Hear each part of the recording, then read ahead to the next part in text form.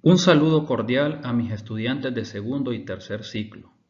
En vista de que el año escolar ya está suspendido de manera presencial y como estamos en el mes de septiembre, considero oportuno reflexionar acerca del proceso de independencia. Debemos tomar en cuenta que este año 2020 estamos en el 199 aniversario y esto también nos abre el escenario para que empecemos a hacer el análisis que tanta falta nos hace de cara al bicentenario que tenemos para el próximo año 2021. La presentación que propongo a continuación está dividida en dos videos. El primero, que va a tratar lo referente a los antecedentes que propiciaron el proceso de independencia. Y en el segundo video se pretende abordar el apartado de los hechos. De igual forma, creo que estos videos pueden servir a otros docentes del área de sociales para que los puedan compartir con sus estudiantes, ya sea de nivel básica o de nivel medio. Bien, el tema es la importancia de comprender los diferentes procesos de independencia. Muy bien, en esta parte nos interesa entonces analizar un poco sobre los antecedentes que debemos tener en cuenta para comprender los diferentes procesos de independencia, porque una cosa vamos a irla dejando clara desde el inicio. Es decir, no podemos hablar solo de un proceso de independencia. Eso es tradicionalmente lo que se nos ha enseñado. Es decir, hay que en el aula enseñar solo el 15 de septiembre de 1821, pero realmente esa fecha solamente es una de tantas, porque hay más procesos que tienen que ser estudiados. Entonces la idea es que llevemos esto también a los salones de clase y que no nos quedemos con el hecho de que solamente es el 15 de septiembre de 1821, porque entonces estamos dejando de lado un montón de procesos que también son fundamentales para poder comprender todo esto de cómo se gestó y de cómo se desarrolló el proceso de independencia. Pero bien, veamos entonces los antecedentes, es decir, qué es lo que tuvo que ocurrir para que se llegara a 1821 y las fechas posteriores. Mucho va a tener que ver la Ilustración y las reformas borbónicas como antecedentes fundamentales. La crisis provocada en España por la derrota frente al Imperio Británico en la Guerra de los Siete Años, que se desarrolló entre 1756 y 1763, llevó a la adopción de la Ilustración como la mejor opción de salida a la crisis. Es decir, la corona española entendió que esta guerra y estas crisis que se provocaron debido a la guerra, que es una guerra en la cual los españoles pierden Florida y tienen que entregarla a los ingleses. Entonces, España entendió que tenían que hacer un cambio radical. Y ese cambio radical vino por la opción de entender y de apropiarse de la Ilustración y hacer lógicamente reformas, porque esto iba a ser lo que iba a provocar la salida de esta crisis que había provocado la Guerra de los Siete Años. La Ilustración no fue más que una revolución en el modo de pensar y actuar fundamentado en varios principios. Es decir, la Ilustración tenemos que entenderla como un proceso que tiene que ver en el cambio que se desarrolla en el modo de pensar y actuar, pero que lógicamente tiene principios. Y aquí es necesario ir haciendo como un punto importante de explicación, porque nosotros comúnmente en el aula cometemos el error de enseñar que la Ilustración francesa fue la que más tuvo repercusión en los procesos de independencia aquí en Centroamérica. Pero es necesario cambiar eso, porque los primeros elementos de ilustración los vamos a entender desde el punto de vista de la Revolución Inglesa. O sea, nos estamos refiriendo a la Revolución Inglesa de 1688. Entonces, aquí es donde está la verdadera ilustración que va a dirigir el futuro proceso de independencia. Y ya vamos a ver por qué. No es que estoy desacreditando en ningún momento la influencia de la Revolución Francesa, porque obviamente tuvo también repercusiones. pero no podemos decir que haya sido como la más importante, porque antes estuvo, por ejemplo, la ilustración que surge de la cuestión o surge de los procesos ingleses. Muy bien. Veamos entonces cuáles son los principios de la ilustración. Bueno, son muchos principios, pero los vamos a ir viendo rápidamente. Por ejemplo, un primer principio está desarrollado en la confianza en la facultad de la razón, es decir, la explicación de los procesos y de los fenómenos a través de la inteligencia, es decir, a través del uso de la razón para explicar las cosas que suceden, no por simple superstición. El segundo principio es que la ilustración nos provee de una visión científica basada en la ciencia moderna que depende de la experimentación, la demostración, la explicación y posibilita la predicción. Y en esto vamos a decir que uno de los pilares fundamentales de la ilustración y de lo que se retoma es la matemática de Newton. Es decir, Newton con sus leyes y Newton con el cambio de paradigmas nos enseña que lo realmente importante es experimentar, demostrar, explicar y, por lógica, predecir. Pero esto conlleva una gran cantidad de procesos. Lógicamente se hace énfasis en el conocimiento útil, que por lógica debe ser comprobado. También hay una búsqueda del conocimiento de la naturaleza, develando sus leyes para ponerla al servicio del hombre, o sea, al servicio de la humanidad. Es decir, el conocimiento y las leyes deben ser puestas al servicio del ser humano. Por lógica, hay un anhelo de libertad individual y política para cada ser humano.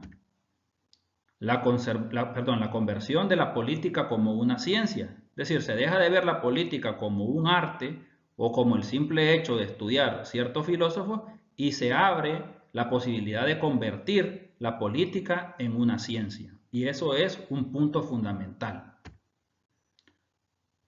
La ilustración rechaza el principio de autoridad en la filosofía. ¿Por qué? Porque la filosofía no puede ser solamente el pensamiento de un determinado filósofo. No puede ser unidireccional. El principio de filosofía tiene que ser un principio que posibilite el estudiar diferentes niveles, el estudiar diferentes filósofos y el hecho de que no se coloque una autoridad para entenderla. Es decir, es algo multifacético. Bien, lo que mencionábamos en la diapositiva anterior, Isaac Newton, el símbolo de la ilustración. Y aquí es necesario ser claro. Newton, símbolo de la ilustración. Por eso lo mencionaba. Es decir, estamos utilizando la cuestión o estamos utilizando la revolución o la ilustración inglesa, no francesa. Entonces, ¿por qué se retoma Newton? Porque Isaac Newton rechaza la idea aristotélica de la distinción entre las leyes de los cuerpos celestes y terrestres. Es decir, hay un rechazo por parte de Newton a las ideas planteadas por Aristóteles allá en la antigua Grecia. Pero ¿cómo se desarrolla esto? Bien, Isaac Newton plantea que todos los fenómenos del movimiento de la naturaleza pueden ser deducidos matemáticamente de los principios de la mecánica. La ciencia que plantea Newton es fenoménica, es decir, es una ciencia experimental. Es de este modo como se va a plantear las leyes universales del movimiento y la gravedad, que no son leyes que solamente influyen en la física o en la matemática, sino que son leyes que también se van a trasladar a todas las áreas de la sociedad. Entonces, por eso hablamos de que Newton es el símbolo, es el referente de este proceso de ilustración. Y lógicamente vamos a ver más adelante cómo esto influye también en las futuras reformas educativas que se dan en la Universidad de San Carlos, en Guatemala.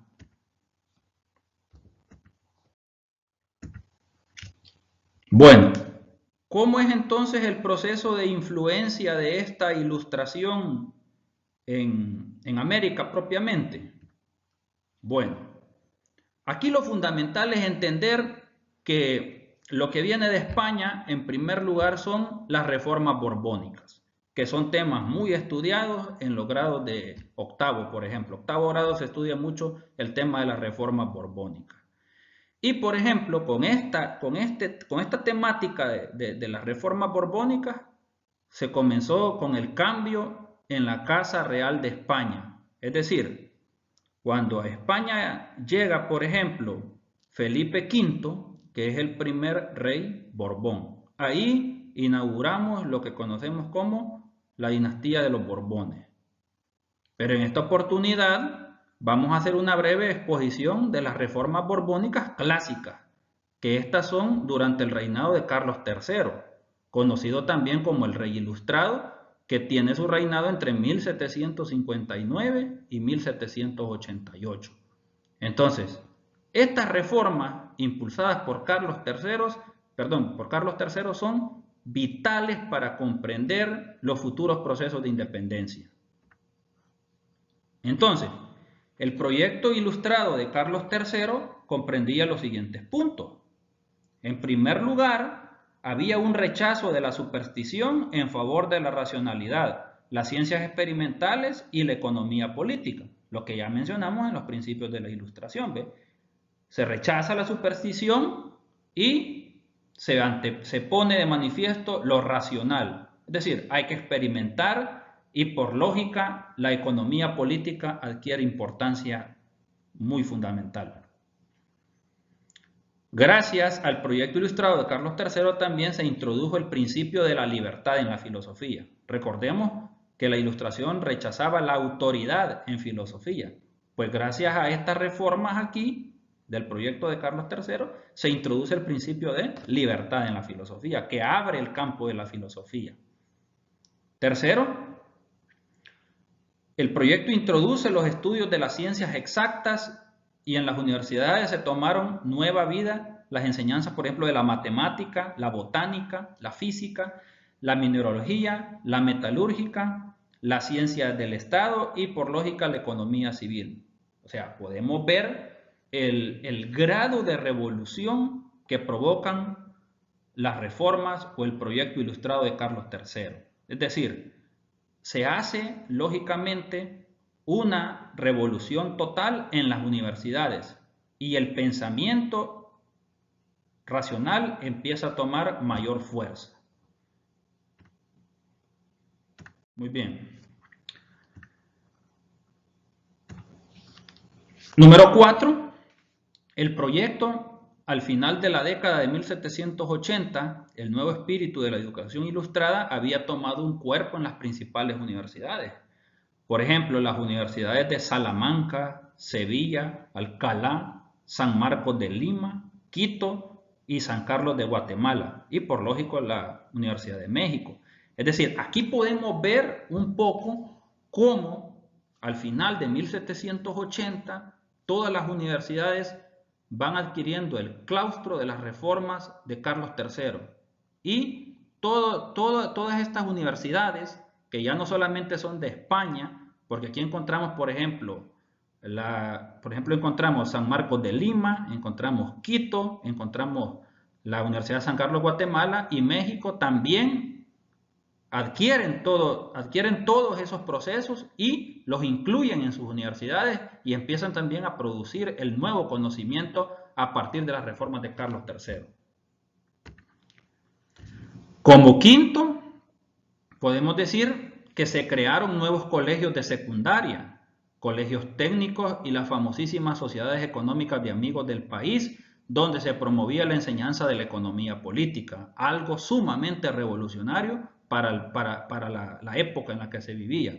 Y por ejemplo, aquí hay un punto referente, la de Guatemala, que es la primera sociedad económica de amigos del país, fue creada en 1794. Y la de San Salvador en 1812 por José de Aycinena. Entonces ya encontramos que aquí hay un claro pensamiento por estudiar las ideas ilustradas y por lógica por estudiar economía política desde el punto de vista científico, desde el punto de vista racional. También Gracias a las reformas de Carlos III se crearon importantes semanarios como la Gaceta de Guatemala en 1787, donde había oportunidad o donde ya los periódicos empiezan a tomar fuerza y donde las ideas también de la Ilustración empiezan a influir en los periódicos. Eso resultó ser sumamente revolucionario para la época, pero no hubiese pasado nada de esto sin el proyecto ilustrado de Carlos III en este momento. Muy bien. Ahora, veamos cómo se dio esto de la reforma educativa ilustrada en la Universidad de San Carlos. Bien.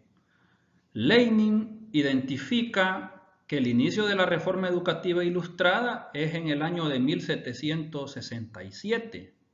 La expulsión de los jesuitas en ese año permitió que el fraile franciscano José Antonio Liendo y Goicoechea, que es conocido como el padre de la reforma educativa ilustrada, asumiera la cátedra de filosofía en la Universidad de San Carlos.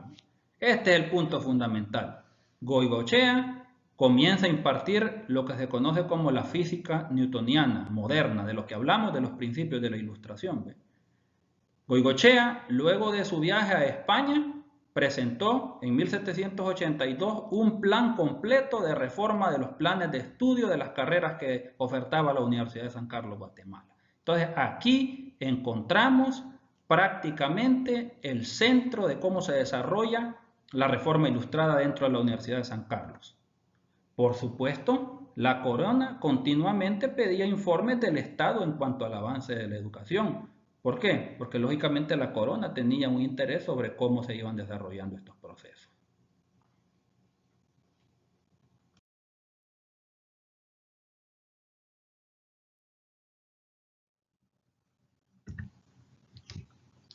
Lenin señala que en los reportes de 1782 y 1783 se muestra que la educación ilustrada ya era respetada y que la Ilustración desarrolló con más facilidad en estas universidades relativamente aisladas que en los grandes centros como México y como Lima. ¿Qué quiere decir? Que la Universidad de San Carlos, Guatemala, resultó ser fundamental para recibir las ideas de esta Ilustración. Y podemos ver, lógicamente, que tuvo quizás más influencia que en el mismo México o en el mismo Lima, Perú. Entonces, eso es una cuestión sumamente importante que no se enseña, que se imparte la asignatura de estudios sociales, pero de estos temas muy poco se aborda cuando se habla de los antecedentes de los procesos de independencia. El aporte de Goicoechea fue evaluado en el célebre elogio fúnebre a José Antonio Liendo y Goicoechea, escrito por José Cecilio del Valle en 1814, en ocasión de la muerte del gran maestro.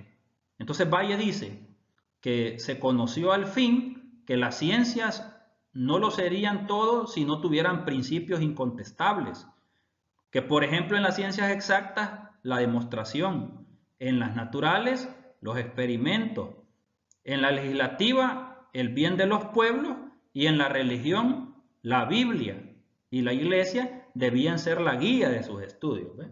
Entonces, este es un planteamiento que hace José Cecilio del Valle en el elogio fúnebre que escribe a su maestro José Antonio Liendo y Goicoechea. Este elogio fúnebre se puede leer en Obras Escogidas. Ese es un libro donde se habla o donde se plasma el pensamiento de José Cecilio del Valle, Obras Escogidas. Un libro sumamente interesante que aporta una gran cantidad de contenido y sobre todo el pensamiento de José Cecilio del Valle, quien es conocido como el Sabio Valle y que es un referente fundamental que más adelante lo vamos a revisar también a lo largo de los procesos de independencia. Y es que la situación es que José Cecilio del Valle se forma en la Universidad de San Carlos, Guatemala también. Entonces ahí encontramos un precedente importante. Bien, por la reforma introducida por Goicoechea fue posible para los estudiantes conocer los conceptos y vocabulario republicano y liberal, base de la filosofía política desarrollada en Centroamérica de la época de la independencia. Es decir, gracias a lo que Goicoechea enseña, gracias a su reforma en la Universidad de San Carlos, es que se posibilita a los estudiantes conocer los conceptos y el vocabulario republicano y por lógica conocer las corrientes como el liberalismo, que son base de la filosofía política que se desarrolla en esta Centroamérica, que ya está apuntando a la independencia, pero que lógicamente tiene estudiantes que son sobresalientes y que ya vamos a ver quiénes van a ser esos estudiantes. Ya mencionamos uno, que es el caso de José Cecilio del Valle.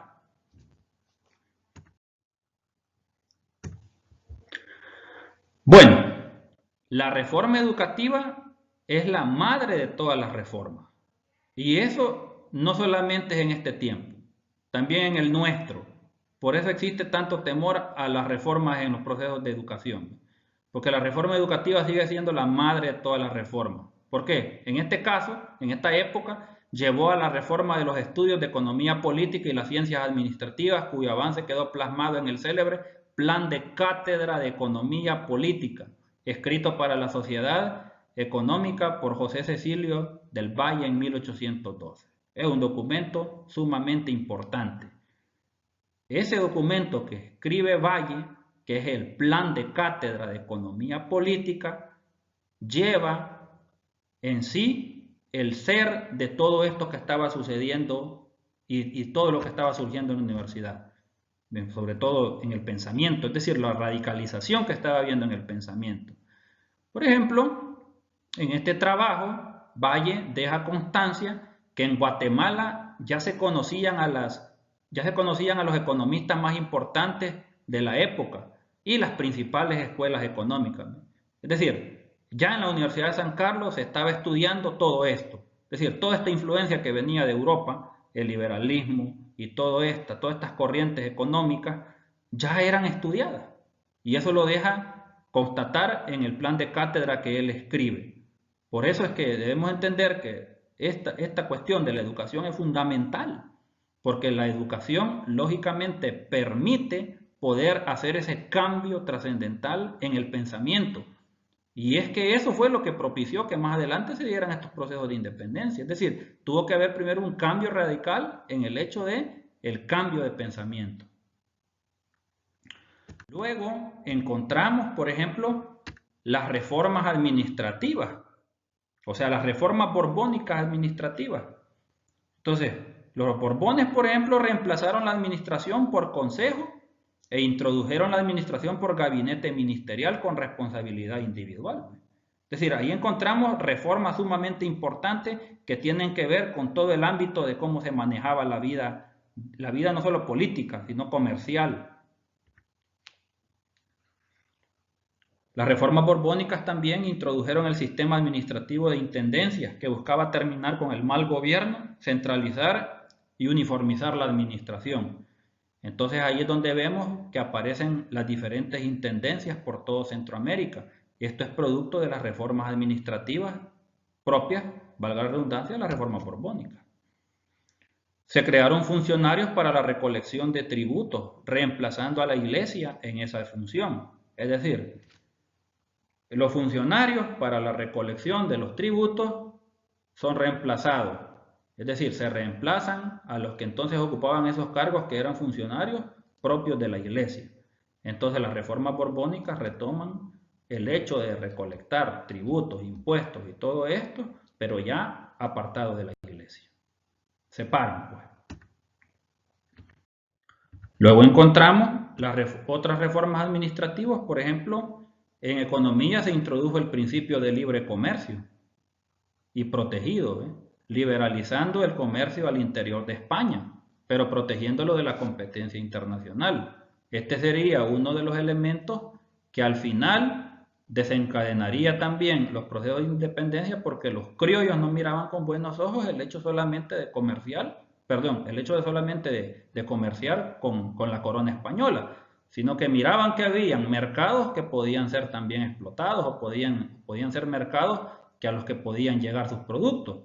Entonces, pero las reformas administrativas borbónicas limitaban este libre comercio solamente al interior de España. Es decir, lo protegían de la competencia internacional, algo que los criollos no vieron con buenos ojos. En materia eclesiástica, la secularización de la sociedad fue importante, reduciendo las funciones de la iglesia. Es decir, se reducen las funciones de la iglesia porque la sociedad entra en un proceso de secularización. Es decir, aparecen diversas instituciones donde ya no solamente la iglesia tiene el monopolio de las cosas. Y por lógica, por ejemplo, la expulsión de los jesuitas en 1767 y el traslado forzoso de la capital en 1776 de la ciudad de Santiago de los Caballeros, que es conocida como Antigua Guatemala, a Guatemala de la Asunción. Es decir, el traslado de esta capital fue importante porque esto tuvo como objetivo disminuir la influencia que tenía la iglesia en materia económica y política. Porque recordemos que antes de las reformas borbónicas, la iglesia católica, en materia económica y política eran la autoridad prácticamente. Pero con el cambio de capital que se hace, las reformas borbónicas van buscando que ese poder vaya disminuyendo y que la corona vaya haciendo transformaciones radicales. En materia de inmigración, por ejemplo, la reforma fue muy exitosa. Permitió la reconstrucción de redes comerciales y la creación de una nueva élite de comerciantes que fueron la punta de lanza de las reformas y fueron los padres y familiares de los líderes de la independencia que ya habían sido educados en la universidad. O sea, esto es lo que necesitamos entender. Esto es lo que necesitamos transmitir y enseñar, por ejemplo, en las aulas, que no se hace. Vaya, por ejemplo, toda esta élite comercial no solamente era una élite comercial, era una élite ilustrada también, era una élite inteligente, muy bien formada en la Universidad de San Carlos, Guatemala. Entonces, encontramos que aquí estas reformas borbónicas en primera instancia permiten que se vayan construyendo toda esta red comercial y que se cree esta nueva élite. Entonces, pero al final esta nueva élite va a ser también la que va a abanderar los procesos de independencia, porque también hay que ir dejando claro una cosa, porque muchos todavía eso como que no lo quieren lograr entender. Los procesos de independencia fueron un proceso de ilustrados. Muy poco tiene que ver la población indígena al inicio, de eso vamos a hablar después, pero es necesario hacer énfasis en el hecho de que nuestra independencia es un proceso de independencia abanderado por ilustrados, por comerciantes, pero que no solamente eran comerciantes, sino que eran tipos que eran muy inteligentes porque habían sido muy bien formados en la Universidad de San Carlos. Y aquí podemos ver, los apellidos y nombres son muy conocidos de estos que se formaron. Por ejemplo, aparece Juan Fermín de Aycinena, que es el padre de José de Aycinena, que ya vamos a ver quién es, y la importancia que tiene y que nuestros libros nunca lo mencionan prácticamente. Vidarrúe, Juan Bautista de Irrizari, Sebastián Ignacio Delgado, que pueden relacionarlo con José Matías Delgado, Tomás Arce, que pueden relacionarlo con Manuel José Arce, Martín Barrundia, que también pueden relacionarlo con José Francisco Barrundia, Larrazábal, Carrillo, Nájera, Piñol, Martín Barrundia, García Granados, etc. Entonces vean ustedes que los padres y los familiares de los futuros próceres de independencia son los que se habían también formado en la Universidad de San Carlos. Y sus hijos también posteriormente van y se forman en la Universidad de San Carlos con el pensamiento y con las reformas propias que habían llegado a raíz de la Ilustración.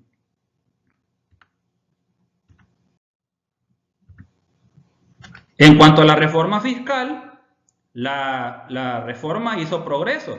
Por ejemplo, la alcabala se incrementó del 4 al 6%. Recordemos que la alcabala era el cobro que se hacía por la venta de propiedades. Entonces el impuesto se incrementó del 4 al 6%, mejorando los ingresos de la corona.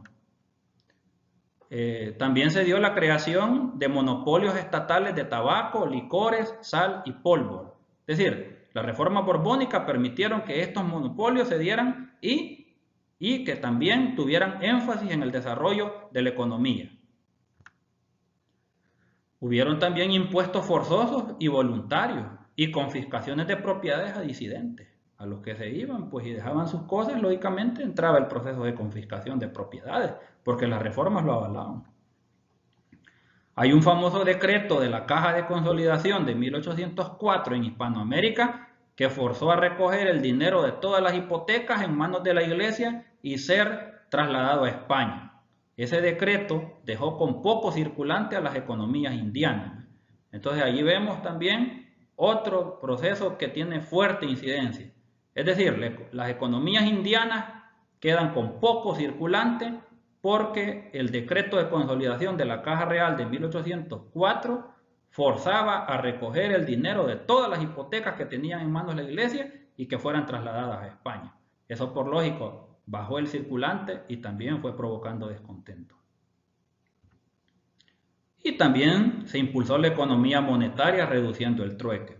Entonces, aquí podemos ver ya los primeros movimientos comerciales con moneda y se va abandonando el trueque. Es decir, ese intercambio que venía desde la época colonial es sustituido por lo monetario. Y esto es impuesto por las reformas borbónicas. También se impulsa el trabajo asalariado en detrimento del repartimiento de indios. Es decir, termina el repartimiento de indios y entra lo que se conoce como el trabajo asalariado. Es decir, un salario por tantas horas de trabajo, un salario por determinado tiempo de trabajo, pero no el repartimiento de indios que se había venido denunciando que era una especie de esclavismo también, desde que iniciaron los procesos de conquista y se dio este proceso de repartimiento de indios. Entonces se suspende el hecho de repartir indios o el hecho de entregar indios a encomenderos y se impulsa el trabajo asalariado, es decir, se le paga un salario. Bien, para ir finalizando, ¿qué podemos entender o qué podemos concluir? Bueno, en primer lugar que las reformas borbónicas en todos los ámbitos sentaron las bases que llevarían a las colonias a independizarse de España. Entonces esto es clave entenderlo. Las reformas borbónicas, que no solamente son reformas administrativas o reformas fiscales, sino que tienen que ver con el ámbito educativo, fueron esas que sentaron las bases que iban a llevar en el futuro a que estas colonias se independizaran de España. Y sin lugar a dudas, la reforma en la educación fue el pilar fundamental en la formación de los futuros líderes de los movimientos de independencia.